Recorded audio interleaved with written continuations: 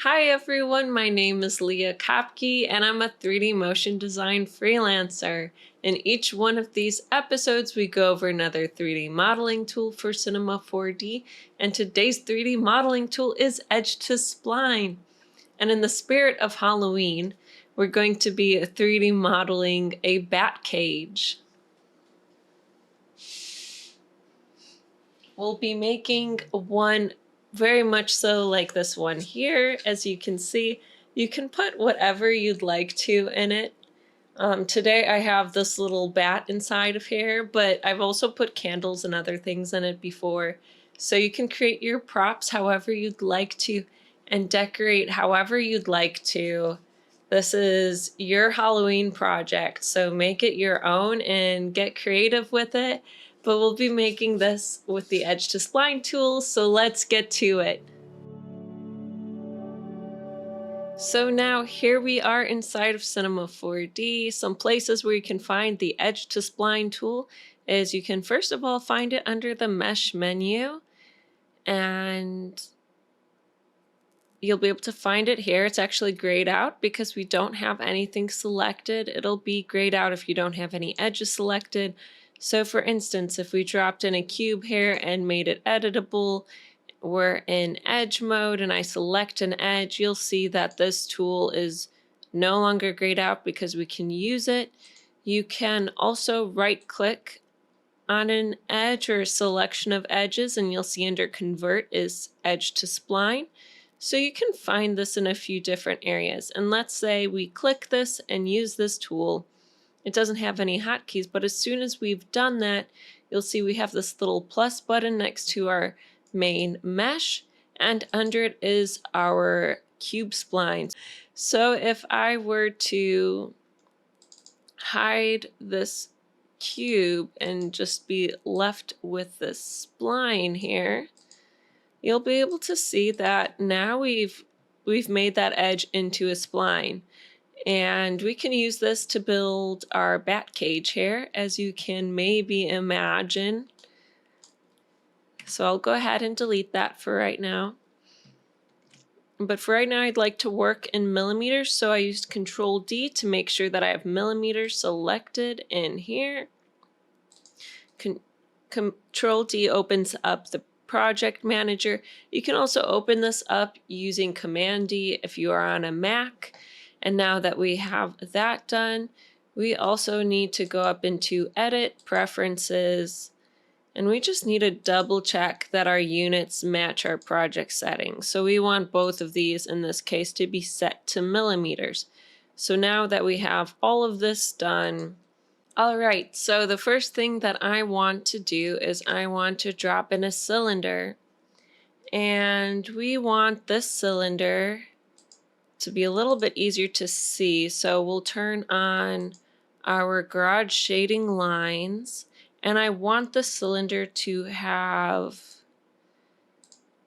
about 12 rotation segments. Now, when I'm doing this, I'm thinking about how many bars I want to be going around the circumference of this cage. So the one that I have right now has 12. So I'm just going to go with 12. You can do what you'd like.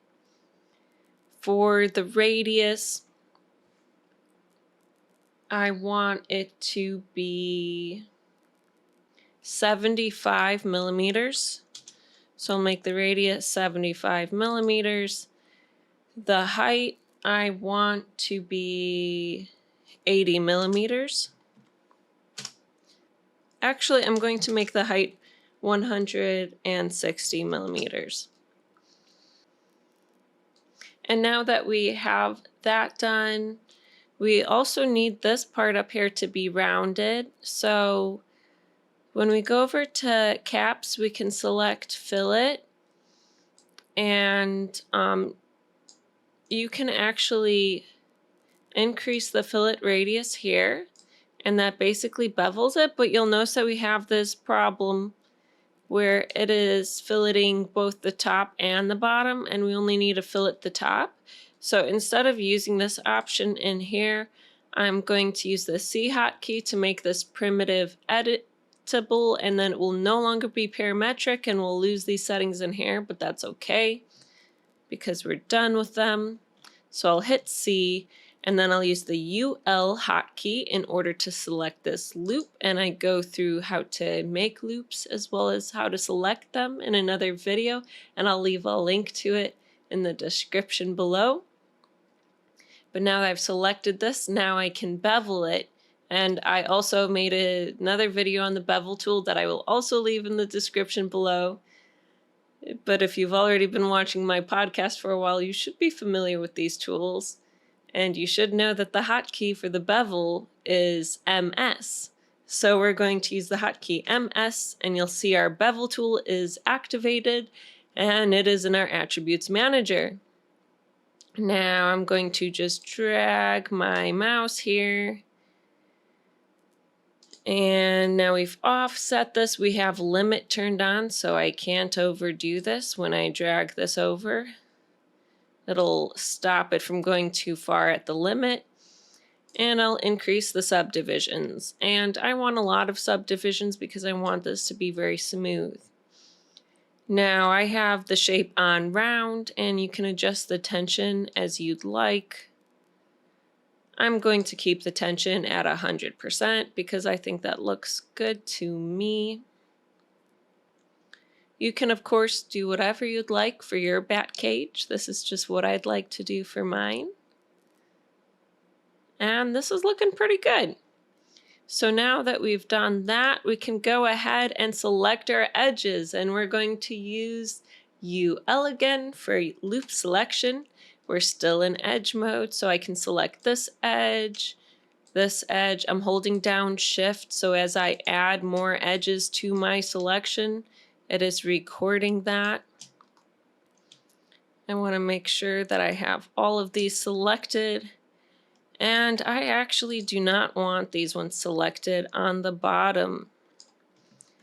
So I'll unselect those. And now we can right-click and choose Edge to Spline. And now you'll see we have this plus right over here next to our cylinder.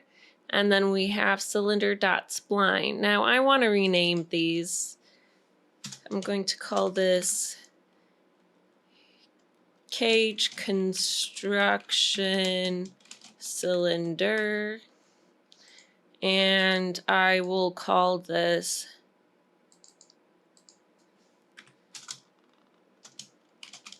Cage Construction Cylinder .spline. And the reason for that is it just makes it easier for you to go back into an old file and know how you built something if you name it, and you can see what everything is. And if you're sharing project files ever with someone else, they will really appreciate you naming everything in your files, so it's good to do. And now that we have that done, I'm going to take this spline out of this hierarchy, and I'm going to hide this cage. So now what we also will need is a torus. We have a torus right over here, and our torus radius is 100 millimeters. We want it to be the same as what we chose for our cage, and I believe we chose our radius to be 75. And our ring segments can be pretty high because we want this to be high res. Or at least I want it to be high res. You can do whatever you think works best for your project.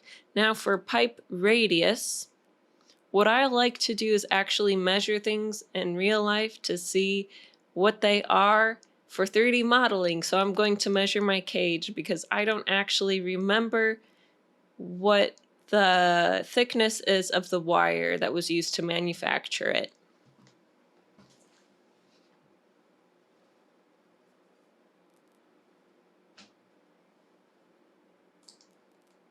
So let's see. This is about 3 millimeters. So we're going to say that this is going to be 3 millimeters. So that means our pipe radius needs to be 1.5 millimeters. Okay, so now that's looking pretty good. I'm going to put this back because I'm done measuring it. All right, so now that we have our torus here, this is going to be called cage base wire. All right. And for this one, I'm going to go into object mode. I actually want to snap the axis of this to the bottom.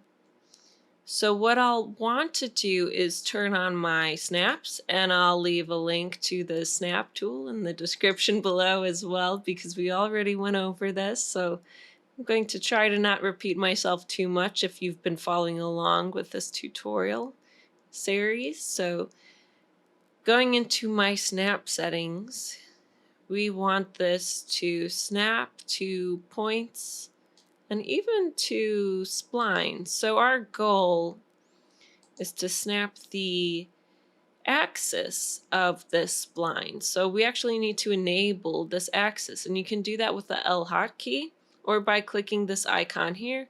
I'll use the L hotkey, and I'm going to hold down Shift, and I'm going to move this down, and you can see that it's snapped to that point at the end of our spline.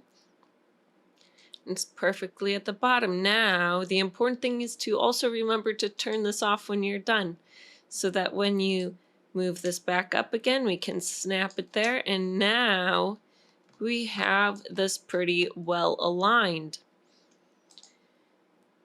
Now what we'll also need is a circle spline.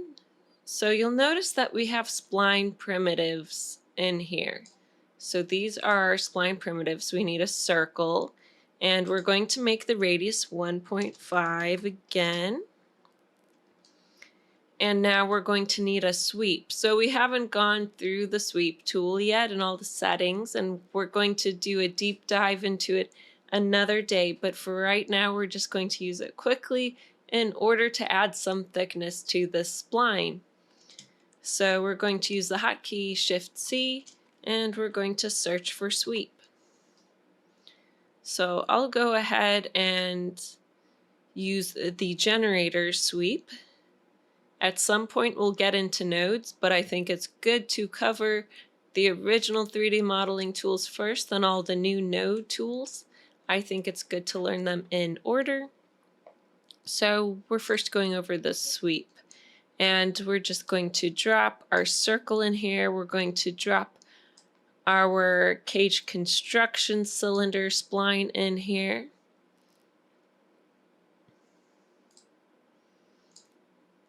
You want the circle to be the first in the hierarchy. This is the object that is being swept. This is the object that the sweep object is following. So now you can see we have some thickness in here. And since we added a good number of segments on that bevel, you can see that this is pretty high resolution when we have this curvature here, which is good.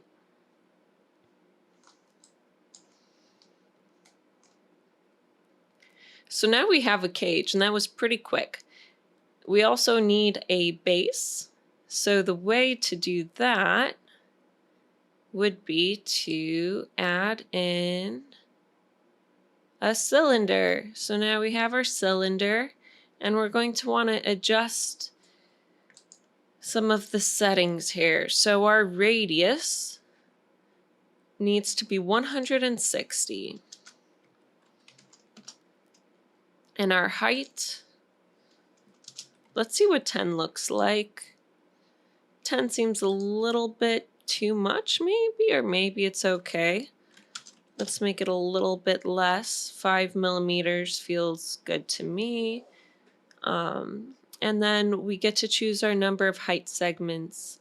Now, I don't think we need a whole lot, so I'll set that to 1, and that's the segments going here. Rotation segments. I like this to be high res, so Let's make this 150 rotation segments.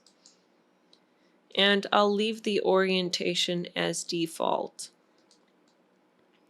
Now that we've done this, I actually want to reduce the radius because I was thinking of the diameter when I typed this in. So let's actually change this to be something a little bit smaller. Let's try 80. Okay, so now we have 80 as our radius. And this is looking good. Let's go ahead and make this editable. You can hit this button here, or you can hit the C hotkey, and it will convert it from a parametric object into an editable object, and we'll name this base. So now that we have our base set up, we're going to need to add some more loops. So now that we have our base selected, we need to be in edge mode, and then we need to use ML in order to create more loops. Now we have our snap on still. So I can actually go up here into the top view, and you can see that we can snap this exactly. But if you were ever to actually decide to manufacture this, you'd know that you need actually a little bit more space here so that you could easily have this move. So I'm actually going to have this a little bit further out so that we have some wiggle room for this to be set into this groove here. And this will hold the cage in place on the base.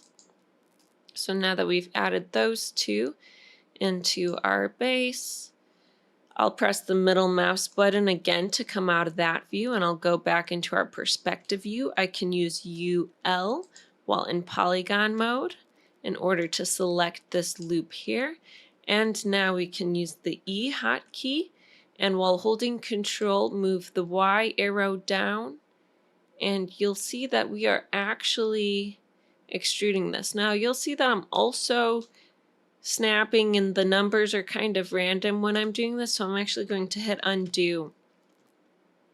I only want to move this 3 millimeters because I know the thickness of this wire is 3 millimeters. Well, what we can do is change the move to 3 millimeters. Make sure we have quantize on. We have our snap off, but we have quantize on. And now we will snap to those increments as we move. And I go over the quantize tool again in another video, so I'll leave it in the description below in case if you'd like to use it and know all about it and what it can do. It can also be used for UV texturing.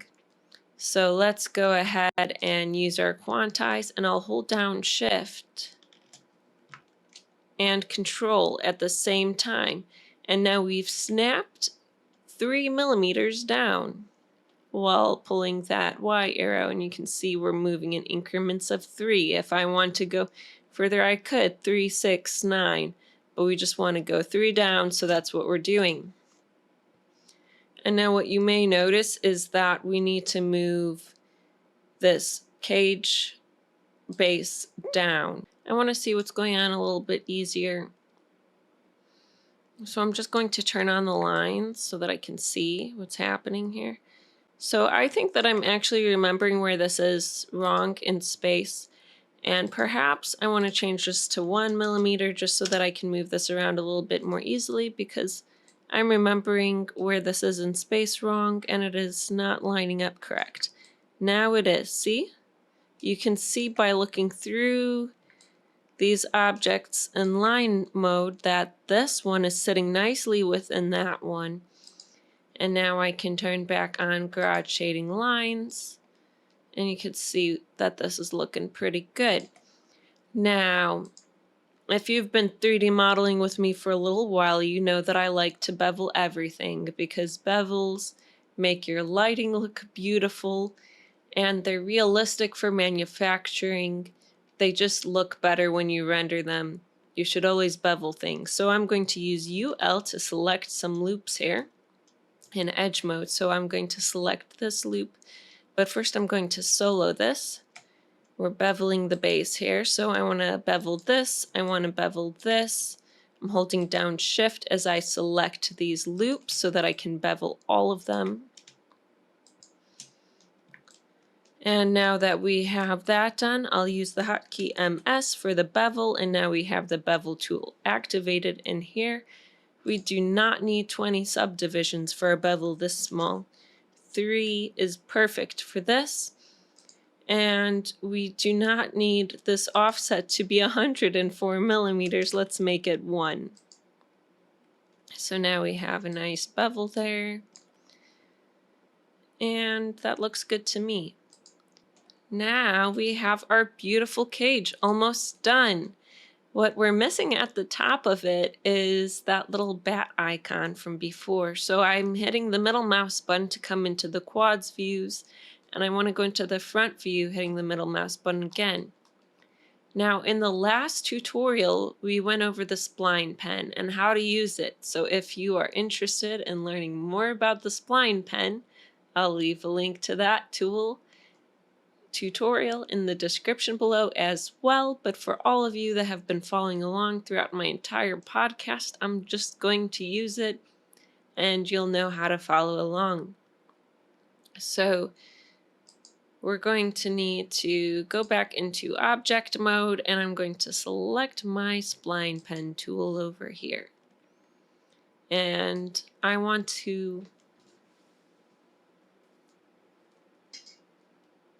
look at this again as a reference. So, you know, that's kind of the shape we're going for here.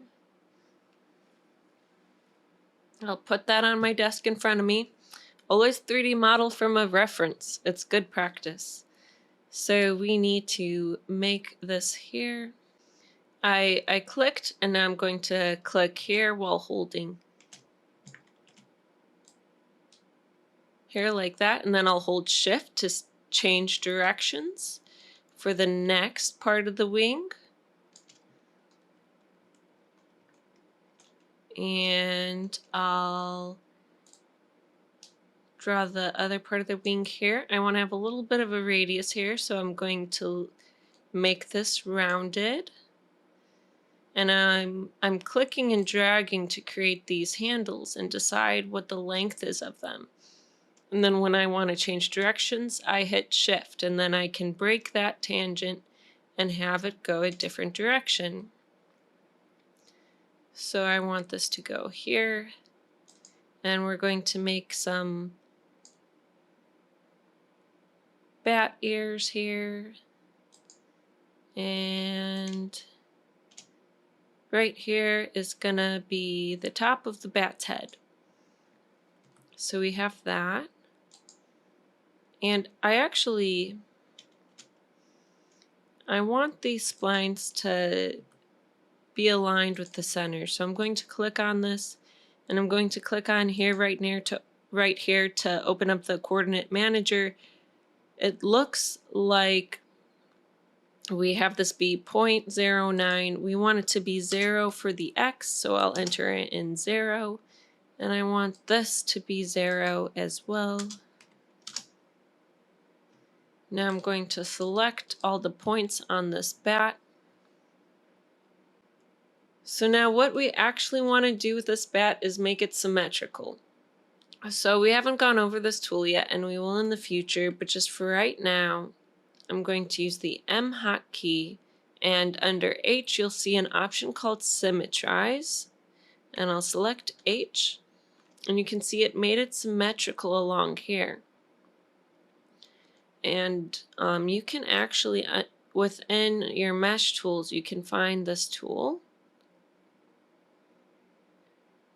And you'll see that there are actually options for the Symmetrize. So you can choose where you would like this to be mirrored, or how you'd like it to be mirrored in here, just for your knowledge. But right now we have this bat, and I want to make sure that So I want these 2 points to be together at the top of the bat head, so I'm actually going to weld them together, and we'll go through this tool more in the future on this podcast. But I'll use the hotkey MQ in order to weld these 2 points together. And now I'll right click on this while in Spline pen, and I'm going to make this have soft tangents.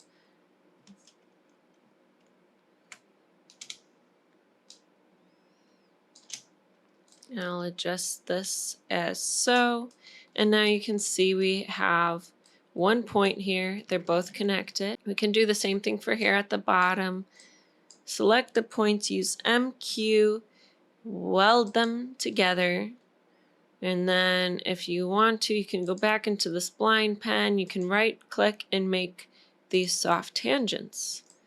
So now we have this all nice and connected. And now we can use our extrude by holding a click on here, and we can select extrude, place our spline within our extrude. I'm going to name our spline bat, and I'll name our extrude bat. And we don't need it to extrude 100 millimeters. Let's just have it extrude 2. And I'll click the middle mouse button and I'll go in this top view, and you can see we have our little bat at the top of here. And you can scale this up and down to make it however big or small you'd like it to be on the top of this cage. Now again, you can 3D model a bat for this. You can add in some candles in here. You can do whatever you want. If you go in the asset browser, you can also find some things in here. Under the models, they have some decorative items. Let me see where they are. They're always adding on here, so there's tons of options in here, really.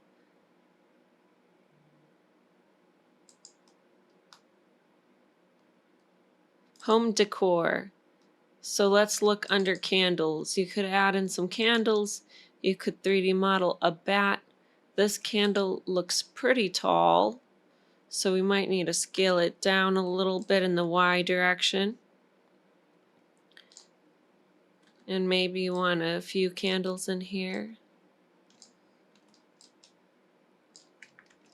So we could, in that case, hold down Control and duplicate it.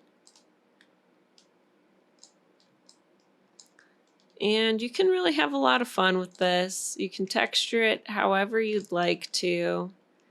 There's no one right or wrong way to do this. Make this project your own.